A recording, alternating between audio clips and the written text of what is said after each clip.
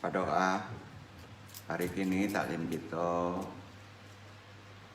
terkait tazkiyatun nafs dan amalan hayatun thayyibah, artinya kehidupan yang baik. Kapatanglah kita bahas masalah qanaah kan. Nah, ini ada kaitannya dengan kaji kapatang. Berdoa seperti biasa, lurus niat ridha Allah. Dimulai dengan ta'awudz sama-sama. A'udzu billahi minasy syaithanir rajim.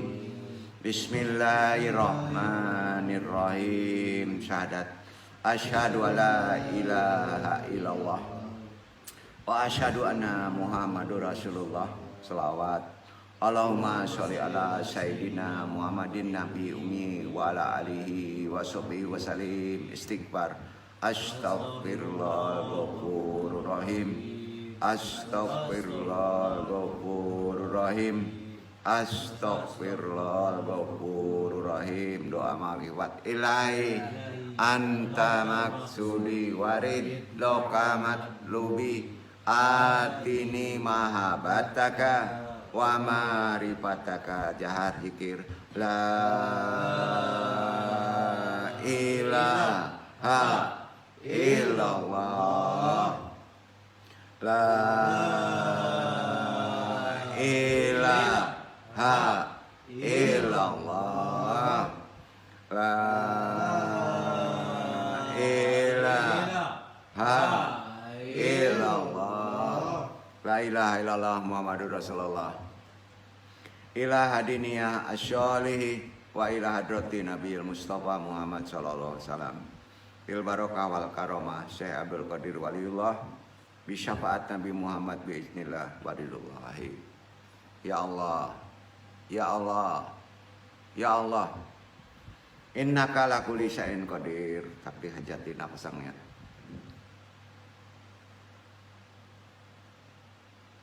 Wabil khusus ila ruhi juriyatihi wa khususan ila ruhi muslimin wal muslimat. Al-Fatihah. A'udzubillahi minasyaitonir rajim. Bismillahirrahmanirrahim. Alhamdulillahirabbil alamin arrahmanirrahim maliki yaumiddin iyyaka na'budu wa iyyaka nasta'in ihdinas siratal mustaqim siratal ladzina an'amta 'alaihim ghairil maghdubi 'alaihim waladdallin. Allahumma ahyina 'alal islam wa amit 'ala sunnah. Allahumma anta rabbi la ilaha illa anta khalaqtani wa ana 'abduka wa ala ahdika wa wadika mastata'tu wa a'udzu bika min syarri ma sana'tu abu laka bi ni'matika alayya wa abu dzanbi faghfirli fa innahu la yaghfiru dzunuba illa anta. Allahumma ya qadiyal hajat, Allahumma ya kafiyal muhimmat, Allahumma ya dafiyal baliyat, Allahumma ya rafi'ud darajat, Allahumma ya syafi'al amrad, Allahumma ya mujibad da'wat, Allahumma ya arhamar rahimin. Allahumma inna nas'aluka selamatan fid din wa afiatan fil jasadi wa jadatan fil ilmi wa barakatan fil rizqi wa taubatan qabla maut wa rahmatan indal maut. Allahumma hawwin 'alaina sakatil maut wa najatan minan nari wa lafan dal hisab. La haula wala quwata illa billahil aliyil azim. Innal hamdalillah nahmaduhu wa nasta'inuhu wa nastaghfiruhu wa na'udzu billahi min syururi anfusina wa min sayyiati a'malina. Man yahdihillahu fala mudhillalah wa man yudhlil fala hadiyalah. Wa asyhadu alla ilaha illallah wahdahu la syarikalah wa asyhadu anna Muhammadan abduhu wa rasuluhu. Nabi badar bisarri wa yasri amri wa quddatam lisani yaquli. Ya Allah, mudah-mudahan semua perkara kita, amalan kita dilancarkan pada hari ini. Wajali wajirom min ahli robbana amrina miladun ka arahmah wa ilana min amrina rasyada robbana laludika qulubana badail haitana wa hablana min ladunka arahmah innaka antal wahhab. Puji syukur tentunya selalu kita panjatkan kepada hadirat Allah Subhanahu wa taala yang sudah melimpahkan kita rahmat hidayah sehingga kita masih diberi kesempatan untuk bisa bertalibul ilmi dalam keadaan sehat tentunya ya. Ikhwan, ulama, anak kurama, wa masyayikh anal aija, wabi muqaddimah murabi hadal mahat, asyatid al-fatah tentunya guru Tausaibul Qadilah yang andung tadi ini yang dimuliakan Allah. Bismillah wassalatu wassalam ala rasulillah amma ba'd. Kita langsung saja taklim. Hayatan thayyibah itu artinya kehidupan yang baik secara Islam. Gimana sih kehidupan yang baik secara Islam? Yang dimaksud hayatan thayyibah ini ada di Quran. Artinya kehidupan yang baik. Adapun menurut Ibnu Katsir Ahlul Hadis, maksud hayatan thayyibah ini adalah kehidupan yang baik di dunia dan akhirat, bukan dunia aja. Ya, dunia wal akhirat. Yang diperoleh manusia yang mengerjakan pertama amal soleh disertai dengan keimanan. Amal soleh harus juga dengan keimanan. Ya. Kehidupan yang baik mencakup semua hal yang disebutkan di dalam hadis Nabi, antara lain rezeki yang halal, sifat qanaah kaji kapetang, menerima apa yang sudah merasa cukup, ya, yang sudah ditetapkan Allah, ya. Tidak iri, tidak ujub, itu qanaah. Nah, rezekinya pun harus halal, ya. Itu kehidupan baik menurut ajaran Islam. Itu termasuk taufik dari Allah, ya. Nikmat surga di akhirat kelak juga kebahagiaan dan ketenangan hidup di dunia akan didapat kalau kita mengikuti tata aturan kehidupan secara Islami. Hayatan thayyibah ini sendiri adalah istilah yang muncul dari Quran, firman Allah surat An-Nahl ayat 97. Kita baca dulu itu. An-Nahl ayat 97 dibaca dulu. A'udzu billahi minasy syaithanir rajim. Bismillahirrahmanirrahim.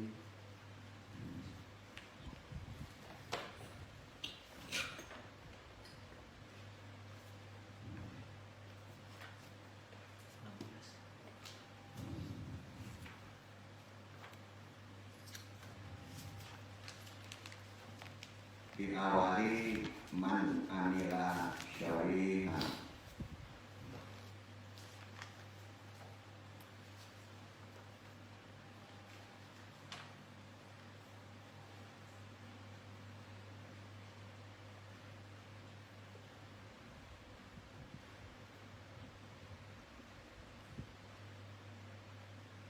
Sembilan tujuh.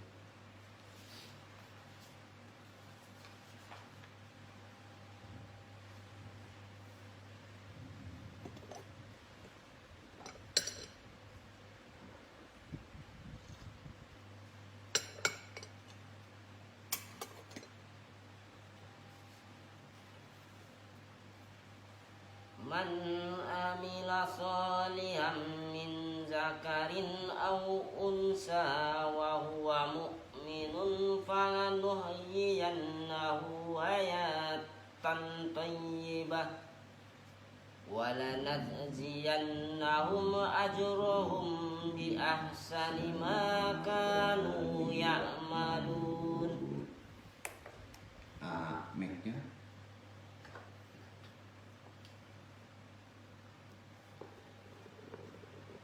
Barang siapa yang mengerjakan amal saleh, baik laki-laki maupun perempuan dalam keadaan beriman, maka sesungguhnya akan kami berikan kepadanya kehidupan yang baik, dan sesungguhnya akan kami beri balasan kepada mereka dengan pahala yang lebih baik dari apa yang telah mereka kerjakan. Barang siapa mengerjakan kebaikan, baik laki-laki maupun perempuan dalam keadaan beriman, maka pasti akan kami berikan kepadanya kehidupan yang baik, dan akan kami beri balasan dengan pahala yang lebih baik dari apa yang telah mereka kerjakan. Balasan nanti ya, kehidupan akhirat. Kehidupan sekarang dijamin ya oleh Allah, kehidupan yang baik, ya, kehidupan yang baik. Ya. Jadi sebenarnya kita hidup ini kan diuji ya oleh Allah, selalu ada masalah. Tapi kalau mengikutinya akan tidak ada masalah. Walaupun ada masalah, tetap kita akan tenang, dan kita akan tenang. Ya. Jadi kalau kita pahami ada beberapa pokok yang kita mesti pahami konteks amalannya adalah gimana sih supaya kehidupan kita baik di atas dunia ini, yang disebut kehidupan hayatan thayyibah secara Islam, itu terkait dengan di firman tadi yang mengerjakan amal soleh, kan gitu kan? Nah, dalam kondisi beriman, perbuatannya baik dalam kondisi beriman, pasti akan diberikan kehidupan baik sebagai balasan dunia akhirat. Nah, ada banyak permintaan kita yang selalu kita panjatkan kepada Allah dalam hidup kan, dalam doa, ya. Baru aja kita doakan permohonan kehidupan baik, sebetulnya kan, intinya itu sehari-hari kita. Salah satunya adalah memohon agar dianugerahi kehidupan yang baik kan, di dunia dan akhirat. Sebenarnya itu sudah mewakilkan seluruh keluh kesah kita. Jadi Allah kan nggak tahu. Kalau kita hanya meminta satu aja, hayatan thayyiban, itu udah mencakup seluruh persoalan. Ya, jadi orang-orang sufi itu kan doanya sering pendek. Kalau kita doanya sampai 40 hari kan, karena yang nggak penting diomongin juga gitu ya. Jadi dari kaji ini, persingkat waktu aja, udahlah kalau mau ngaji ikuti Islam, minta aja hayatan thayyibah. Pengen istri hayatan thayyibah, ya. Nah, pengen hidup surga hayatan thayyibah, kan gitu ya. Jadi udah sebenarnya pendek ya. Jadi kehidupan yang kita minta kan itu, ya, kehidupan yang berkah dunia wal akhirat. Jadi kalau kita mengkaji qanaah, itu kan hanya salah satu sifat, ya. Kalau dikasih kaya, kalau dikasih miskin, sifat kita adalah tenang aja, kan gitu kan. Nah, banyak sekali permintaan kita yang kadang-kadang aneh kan, ya. Kadang-kadang minta jujur, kebanyakan dunia ya. Kan kehidupan yang baik itu kalau Al-Quran dari firman yang menyebutkan hayatan thayyibah, itu kan yang diminta. Sebagai firman Allah tadi yang dibaca kan, itu kan induknya. Jadi An-Nahl ayat 97 itu, kan kalau kita renungan 7 mesti dipraktekkan, ya kan? Betul kan? Diamalkan, ya. Jadi 9 terkait juga materi kan, ya kan, semuanya, ya. Menjadi jelas bagi kita bahwa permintaan kita dalam doa, udah tahu ya, apa Pak? Ya Allah, berilah kami rezeki yang banyak 2 miliar. Nah, bingung. 2 miliar dikasih dimakbul, bisa jadi hayatan thayyibah enggak? Enggak. Ya kan? Ya Allah, berilah istri soleha, ya. Bisa jadi hayatan thayyibah enggak soleha? Enggak juga. Iya. Betul kan? Nah, jadi terkait kan? Jadi sebenarnya kaji ini udah puncak ya. Jadi kalau kita minta cukup hayatan thayyibah. Ya Allah, berilah kita surga. Nah, ya. Berarti akhirat aja ya. Iya kan? Iya kan? Nah. Jadi tolong hayatan thayyibah itu terkait kehidupan di 2 tempat, dunia wal akhirah. Baik. Kehidupan yang baik, thayyibah itu thayyib, baik. Ya. Nah sekarang pertanyaannya, besok bapak-bapak minta kerja, minta istri, ya. Hayatan thayyibah aja dulu, bisa aja ya. Nah. Jadi ini penting dong sampaikan untuk usul iman kita ya. Jadi gini, insya Allah kalau kita mengikuti amal soleh dan beriman, itu jauh lebih besar dari amal yang kita lakukan ganjarannya. Sayangnya manusia zaman sekarang banyak yang kurang percaya dari doa ini atau dari ikhtiar ini. Kurang percaya itu artinya iman. Jadi kebanyakan orang berdoa nggak pernah makbul karena ada 1/4 imannya, ada setengah, walaupun muslim. Gitu kan ya? Kunci hidup beramal soleh tadi disebut, ya. Kunci hidup supaya hayatan thayyibah, beramal soleh. Ya. Sekali lagi, kunci hidup untuk bisa hidup baik dunia akhirat adalah beramal soleh. Amal soleh secara umum orang tahu, tapi secara Quran yang penting jandong. Apa itu amal soleh? Allah berfirman di An-Nisa 124, dibaca lagi. Di An-Nisa.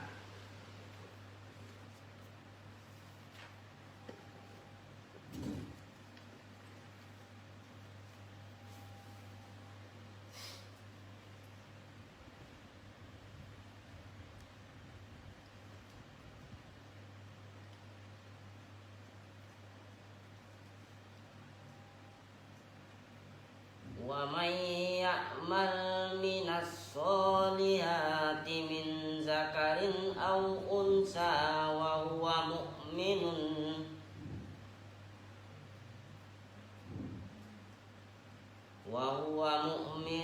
fa ulaika yadkhulunal jannata wa la yuzlamuna nakhir.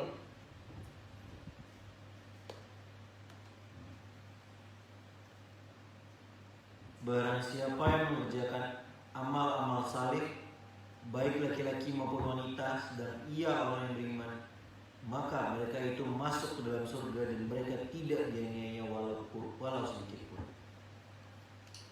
Barang siapa yang mengerjakan amal soleh, tadi barang siapa yang beriman. Mana dulu? Iman dulu, beramal soleh dulu. Iman dulu.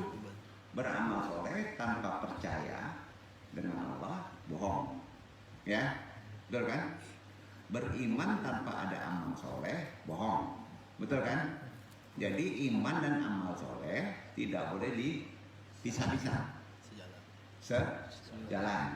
Jadi kalau ditanya ayatnya mana kita suruh beriman supaya kehidupan kita menjadi baik.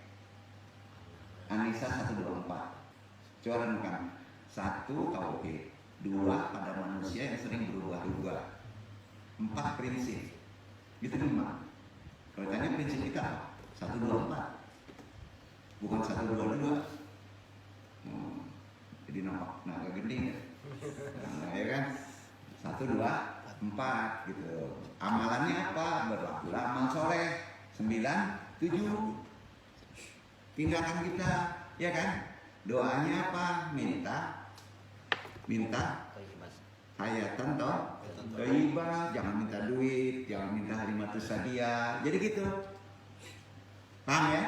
Jadi bahwa kalau misalnya hidup itu untuk berdoa kan cepat, ya Allah berilah kehidupan yang baik dunia wa akhirat. Itu disebut hayatan toh thayyibah, ya kan? Tapi dasar itu kan bisa begitu. Walaupun berdoa, kita harus dengan amal yang soleh. Ya, sudah itu harus percaya bahwa yang menurunkan rezeki itu Allah, nggak ada yang lain. Jangan ada syirik. Ya, bahkan kita bisa menurut gini. Bukan karena ikhtiar kita, walaupun kita harus ikhtiar. Paham nggak? Jadi jangan, oh ini karena usaha kita yang semangat. Bukan, itu termasuk mengurangi keimanan kita. Paham nggak tuh? Jadi ajak kita jadi iman. Jadi sampai di sini 2 ayat tadi kan paham ya? Maksudnya kan Quran kan nggak suruh panjang-panjang doa dalam doa. Hayatan thayyibah, imannya kuatin, lakukan amal soleh. Amal soleh kalau dibahas ada 6, ada 8. Gimana orang melakukan amal soleh itu kan lebih sering interaksi kita. Ya, kita diperintahkan ibadah, berbuat baik sama manusia. Intinya kan amal soleh kan? Ya, jangan lepas yang disebut fardu amal soleh kan? Jangan lupa sedekah, zakat, amal soleh kan? Mengalah, jangan melawan orang-orang yang sedang gila gitu kan? Gitu kan? Amal soleh kan? Betul kan? Jadi gampang ya. Nah, intinya udah tahu maksud yang Anda sampaikan. Seringkali Allah menggandengkan ya, semua Quran digandengkan iman dan amal soleh. Digandengkan. Coba ayatnya. Ya. Di ayat Quran itu selalu digandengkan iman dan amal soleh. Indikasinya bahwa kedua perkara tersebut tidak bisa dilepas. Ya. Oh, pokoknya gue buat baik aja sama orang, gitu ya. Nggak perlu sholat. Nggak bisa kan? Sholat terkait menguatkan iman kan? Yo, pokoknya gue buat baik aja lah sama orang. Yang mabok jalan. Gimana? Nggak bisa dikaitkan kan? Iya kan? Dan dia harus terkait dengan perbuatan. Jadi, wah, gue pokoknya sedekah banyak-banyak. Yang penting orang kita sedekah itu kita bantu ya. Nggak mau tahu uangnya haram, halal, sikat terus. Betul kan? Dari yang jolim dikasihkan kepada yang baik tetap juga salah kan? Karena ada orang yang teraniaya, iya kan? Nah gitu. Jadi orang yang beramal saleh akan diterima ketika amal tersebut dilandasi dengan keimanan. Setuju ya? Keimanan yang benar. Keimanan itu harus ada dari petunjuk Allah dan sunnah Rasul. Karena terkait akidah. Jadi amal yang banyak dan beragam dengan tujuan untuk mendekatkan diri kepada Allah. Tujuan kita amal yang banyak berbuat baik itu bukan karena kita ingin kaya. Bukan. Luruskan niatnya. Apa itu Pak? Tujuannya untuk bisa dekat kepada Allah. Ya, betul. Nikah supaya kita bisa dekat kepada Allah. Ya kan? Nah, menundukkan hawa nafsu gitu. Akan sia-sia ketika dilakukan tanpa landasan ilmu yang benar kan? Jadi mesti dijelaskan ini kan. Semua iman amal soleh kalau tidak dilakukan dengan thalibul ilmi akan melenceng Pak. Akan melenceng nggak? Karena ini singkat kaji kan. Kalau kita nggak dengar di luar bisa berbab-bab, ini bisa lama itu. Ya, sia-sia. Jadi harus ada taklimnya. Lebih merugi lagi waktu amal yang dilakukan tanpa faktor iman, ikhlas dan ilmu. Iya kan? Karena harus melakukan iman harus ada ilmu akidah, ya kan? Melakukan amal soleh paling tinggi adalah ikhlas. Kita melakukan kalau nggak ikhlas kan rusak. Ya betul kan? Betul kan? Amal soleh adalah amal yang mengikuti petunjuk Allah, Al-Quran dan sunnahnya, itu amal soleh. Amal soleh itu setiap amal yang disyariatkan oleh Allah dan Nabi Muhammad SAW, baik itu amal yang wajib maupun yang sunnah, harus ada tuntunannya. Jadi nukil. Nggak bisa, apa kata saya? Oh ini baik, ini jelek. Oh nggak bisa, ini syariah aja katanya. Ya tetap aja. Kalau itu misalnya yang diperjualbelikan uang, ya tetap riba. Alasan apapun juga bank syariah ya nebeng itu. Iya kan? Nggak bisa. Iya kan? Jadi sini ada ilmunya. Oleh karena itu untuk bisa beramal soleh, syariatnya ada, harus nukil dari ilmu. Tanpa ilmu yang benar bisa jadi kita akan melakukan amal yang salah. Apa namanya? Perbuatan yang salah. Jadi amal soleh kebalikannya amal salah. Ya betul kan? Amal. Jadi ada amal soleh, ada amal salah. Ya. Yang nggak datang sekarang amal salah, amal soleh. Berprasangka baik. Tapi ada yang amal salah. Yang nggak datang itu ada amal salah nggak? Ada faktor lain kan? Nggak datang. Ya. Kok thalibul ilminya ini disalahin? Ya, padahal dia salahnya kepada orang lain kan? Ya. Maka dia berdosa dua. Nah, ada yang skala prioritas secara Islam. Kajinya karena thalibul ilmi penting, karena kamu dalam beramal sering salah. Ya. Maka dia harus prioritasnya di thalibul ilmi, ilmu. Datang, wajib. Kenapa jadi wajib? Karena dia kalah dengan nonton bola. Gitu.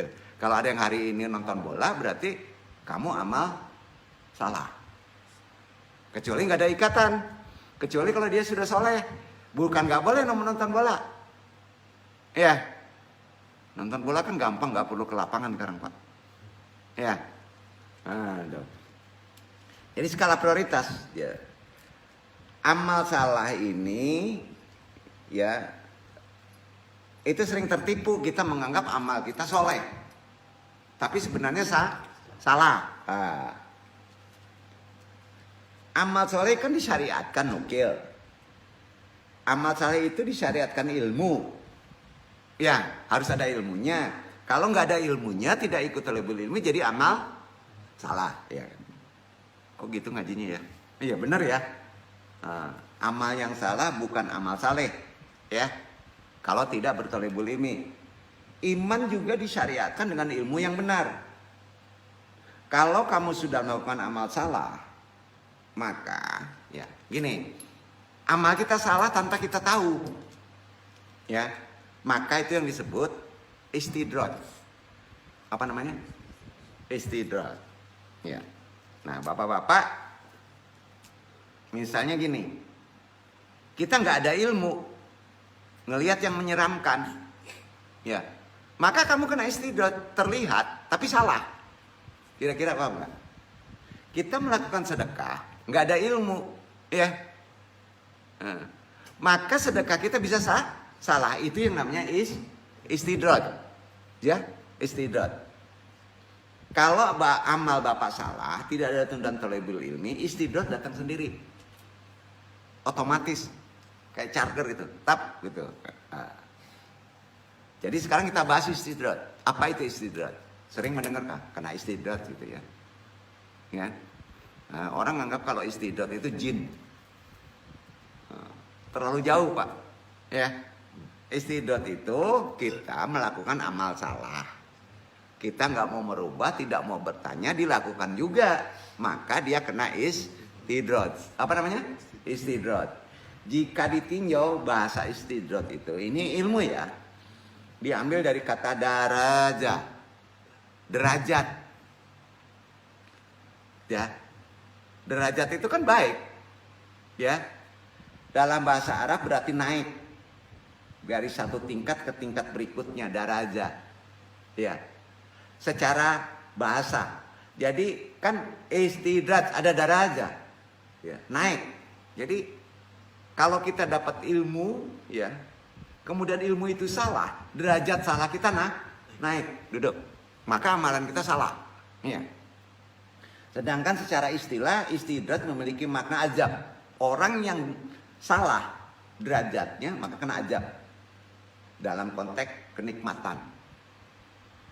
Diberi, dikasih sama Allah.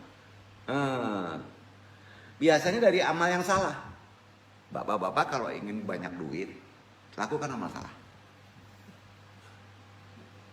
Kan nggak mau tuh, ya. Supaya jangan kena istidraj, jangan lakukan amal salah. Ajaran Islam gitu. Itu gunanya berthalabul ilmi. Bila perlu sampai mati, thalabul ilmi itu. Karena kita bukan cari pinter. Quran itu mengingatkan kita sering digeser ke salah. Tidak ada sangkut dengan pinter. Pinter pun banyak yang salah, ya kan? Bermajlis taklim. Ini ada ayat Quran, bukan kata andong ya. Ya, bukan kata andong ya.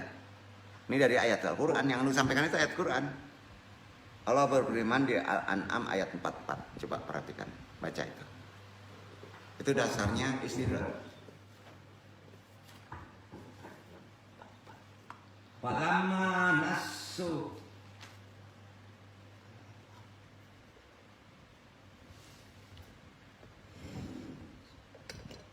Falamma nafsu mazukkiru fa'i fatahna alaihim abwaba Falamma nasu mazukkiru bihi fatahna alaihim abwaba kulli shay'in hatta iza farihu bima utu akhadnahum ba'tatan fa iza hum mublisun.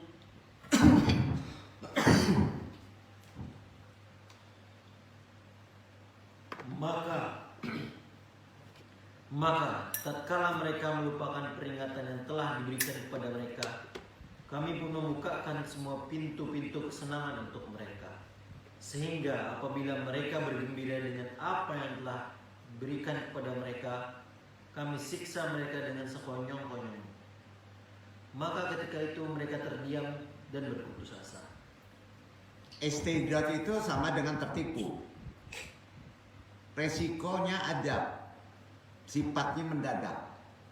Bapak mau pilih hidup istidraj, ambil mendadak gimana?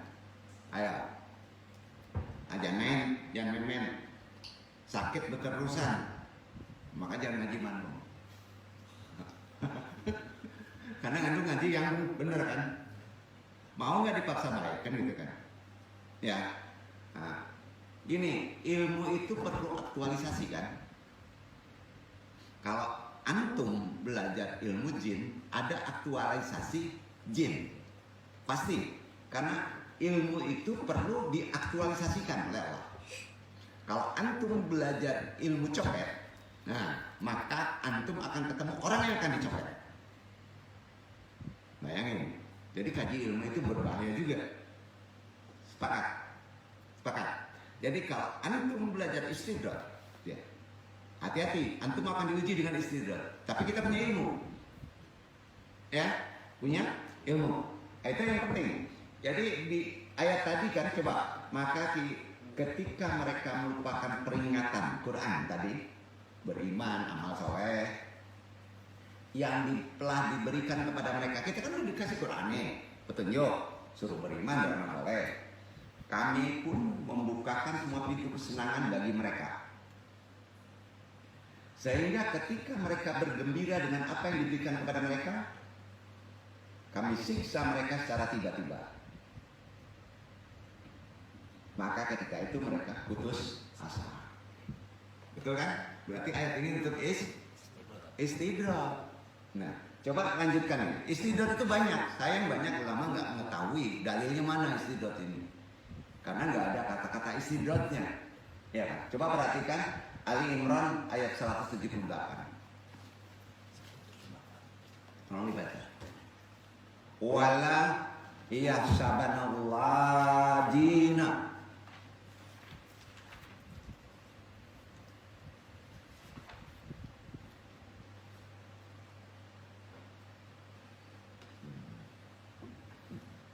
ولا يحسبن الذين كفروا أنما نملي لهم خير من أنفسهم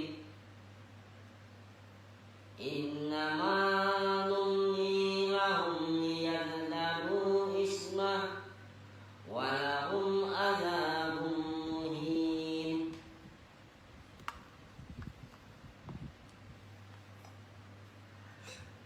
Dan janganlah sekali-kali orang-orang kafir menyangka bahwa pemberian tangguh kami kepada mereka adalah lebih baik bagi mereka.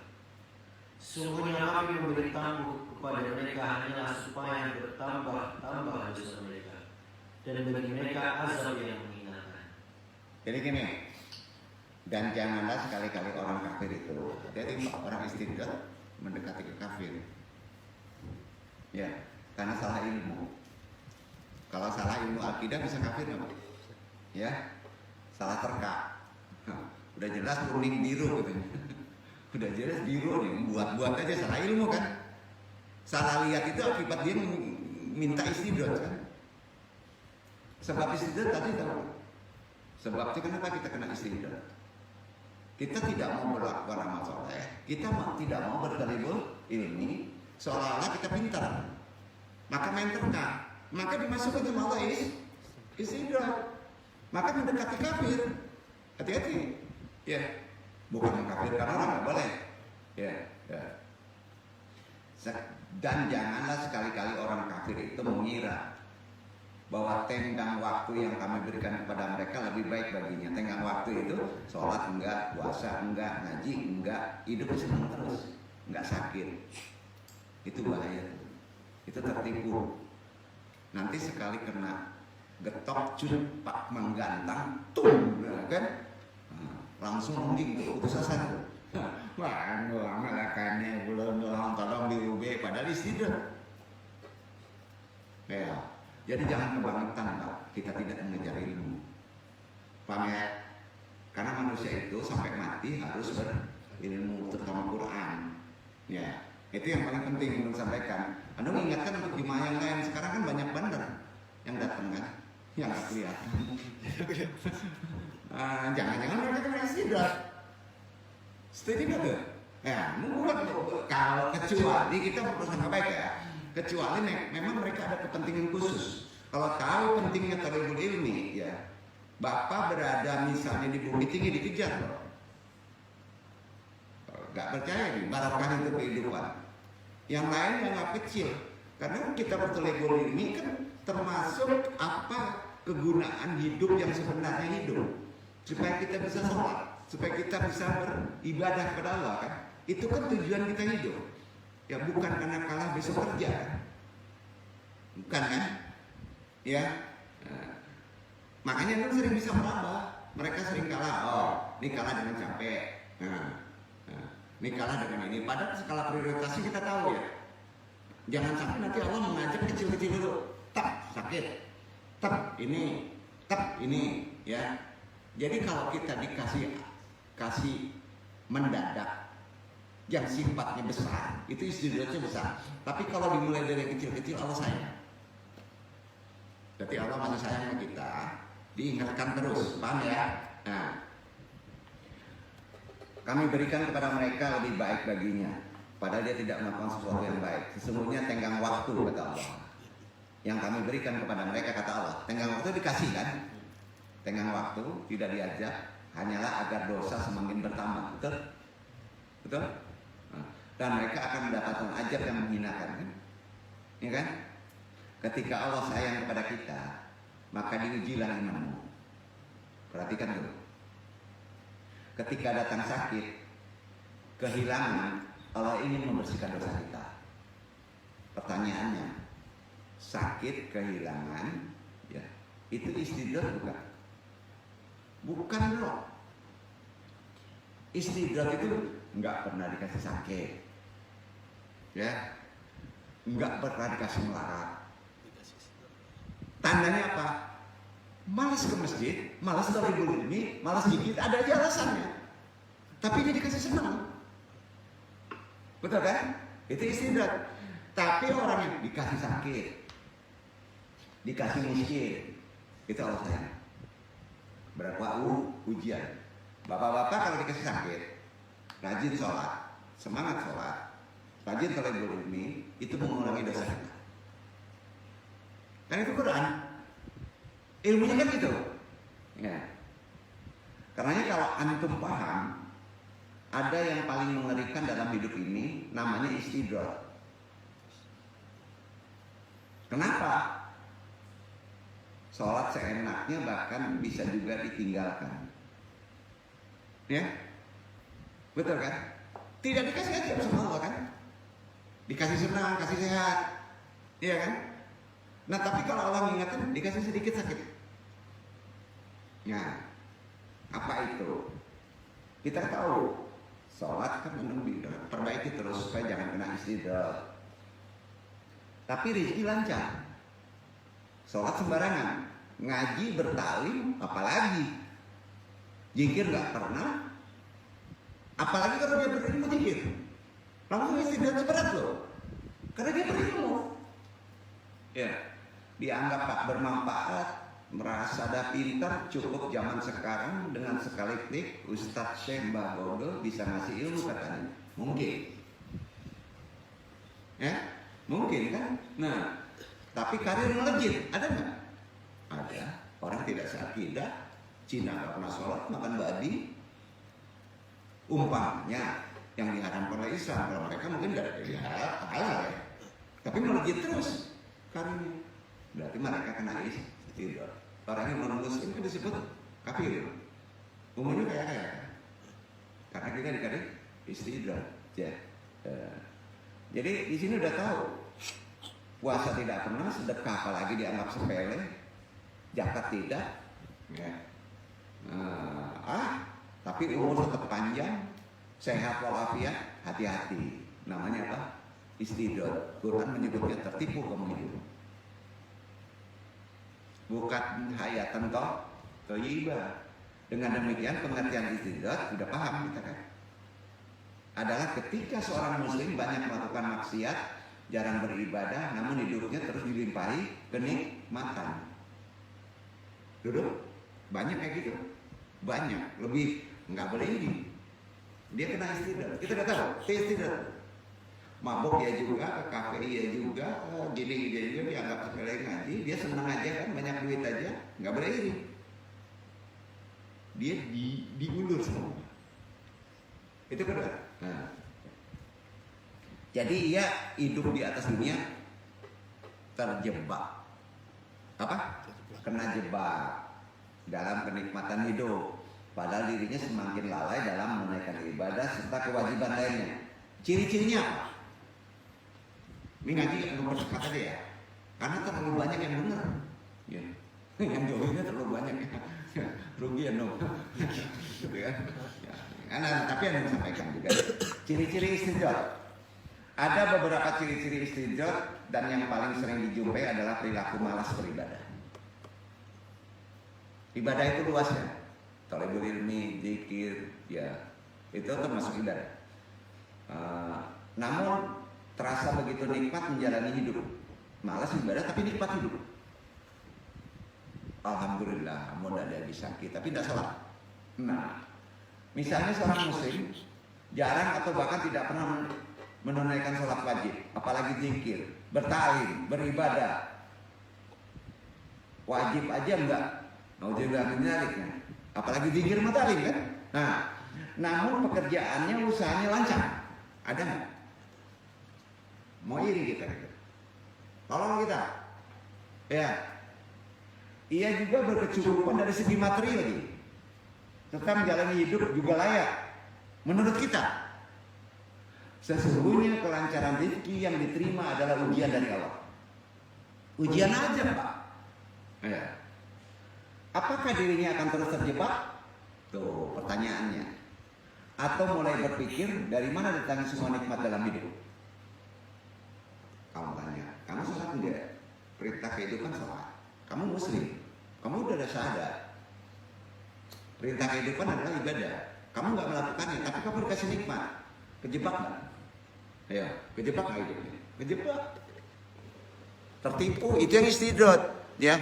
Nah, maka barokah hidup nggak ada. Mau kayak gitu? Nah.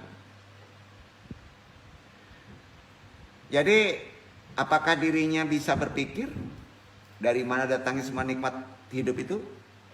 Itu kan renungan. Orang sekarang jarang terima disebut kayak gitu. Jarang. Bahkan dia bangga dengan kesalahannya. Ini yang agak prihatin dia dong ya.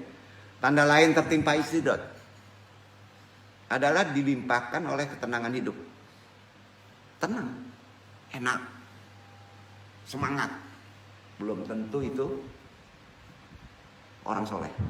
Sampai kadang-kala kita dikasih sakit. Itu kadang-kala soleh. Jadi jangan khawatir kita keluh kesah. Ya, jangan khawatir dengan masalah banyak. Belum tentu orang yang hidupnya tenang itu soleh. Setuju? Setuju ya? Ketenangan hidup tidak menjamin orang itu dianggap sebagai soleh. Bisa juga tidur. Karena ada orang tenang dengan uang banyak. Karir bagus. Bisa tidur. Secara fisik bisa. Tapi secara tuntunan kepada Allah, kalau dia tidak melakukan amalan soleh, tidak ada iman, maka dia sudah jelas kena tertipu hidup yang disebut istidrat. Setuju ya? Ya, nggak bisa. Itu nggak hidup yang nggak benar, bukan hayatan thayyibah. Sementara dia tidak lepas dari kehidupan maksiat. Orang yang terjebak dalam istidrat justru yang sering menyombongkan kenikmatan hidup tanpa disadarinya. Sungguh. Oh, ambo istiqomah. Ambo balik foto tigo kan untuk supaya awak bisa beribadah baik. Ya, enak ngomongnya Pak. Padahal dia sedang nyombong. Ada yang kayak gitu? Ya. Yang berhasil diperolehnya dan merasa tenang berbuat maksiat karena tidak sedikit pun kenikmatan hidupnya terasa berkurang. Sesungguhnya kondisi hidup seperti inilah yang berbahaya. Bahaya nggak Pak? Perhatiin aja. Nanti sekali uji Pak, ya gini, ada orang yang berkecimpung dalam riba. Dia nggak mau lepas dan tidak mau bersihkan, tidak mengeraskan kehidupan ibadahnya. Maka sekali embat ujiannya bisa mati istri, pak, kolap dia. Percaya nggak tuh? Banyak contoh kan? Banyak contoh? Nah. Sesungguhnya kondisi hidup seperti inilah yang berbahaya. Jauh panggang dari api, dari kehidupan hayatan thayyibah. Kehidupan yang baik walau kelihatannya baik, thayyib. Kayaknya baik dia hidupnya. Nangis malam bisa itu. Itulah hidup yang tertipu. Zaman sekarang banyak muslim kehidupan yang demikian. Tugas kita, yang udah tahu ilmunya, doakan. Mudah-mudahan lepas dari istidrat. Jadi kalau ditanya istidrat itu apa? Bukan bisa nunjukin jin sama setan. Itu ustadz dari Indarung itu. Ada ustadz Indarung itu jin setan. Itu istidrat katanya. Bukan begitu. Istidrat itu terjebak. Ya. Contoh. Allahu Akbar masih nyundul bola Pak. Masih nonton bola, ya kacau dia. Istidrat ya. Iya kan? Kayak gitu. Karena kita akan paham ternyata sakit, kehilangan. Kalau kita mau merenung bentuk kenikmatan dari Allah. Setuju? Setuju? Jadi orang yang jarang terkena penyakit, nggak pernah kehilangan, itu orang soleh. Bisa disebut gitu? Enggak. Salah kaprah tuh. Bisa juga termasuk istidrat orang yang kena sakit tapi ajab. Beda tuh biasanya. Sakitnya luar biasa, putus asa aja luar biasa, nggak ada obatnya Pak. Nah tuh biasanya gitu. Merasa tubuh dan jiwanya selalu sehat, kena istidrat tadi karena yang paling penting kata merasanya. Merasa beriman, merasa tenang, merasa aman, merasa pintar. Bahaya nggak kata itu? Jadi jauh itu hati-hati Pak. Merasa itu berbahaya kalau tidak paham ilmunya. Ya, orang-orang biasanya akan lalai, terlena pada urusan duniawi kalau hanya mengatakan merasa. Seperti itulah istidrat yang mungkin dapat disalahartikan oleh orang yang banyak ya. Untuk itu kita perlu terus meningkatkan level keimanan kita dalam kehidupan kodrat zaman sekarang ini sebagai umat muslim, supaya hidup kita tidak kena istidrat dan bisa mencapai hayatan thayyibah, kehidupan yang baik secara Islam. Penutup kaji, supaya jangan kena istidrat, supaya kita bisa mendekati hayatan thayyibah, tanamkan rasa takut kepada Allah. Ya, rasa takut kepada Allah diawali dengan Quran surat An-Naziat 40-41 dibaca Iwan.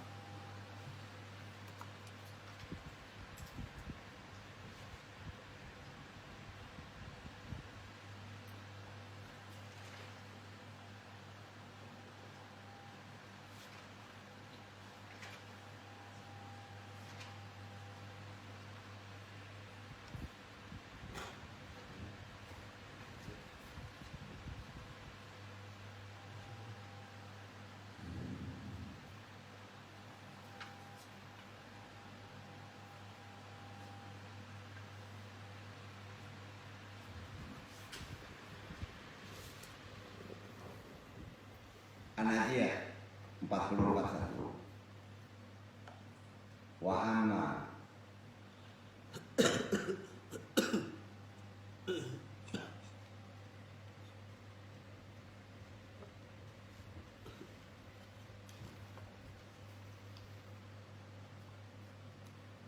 wa amma man qama maqama rabbihi wa nahana nafsa 'anil hawa fa innal jannata hiyal ma'wa.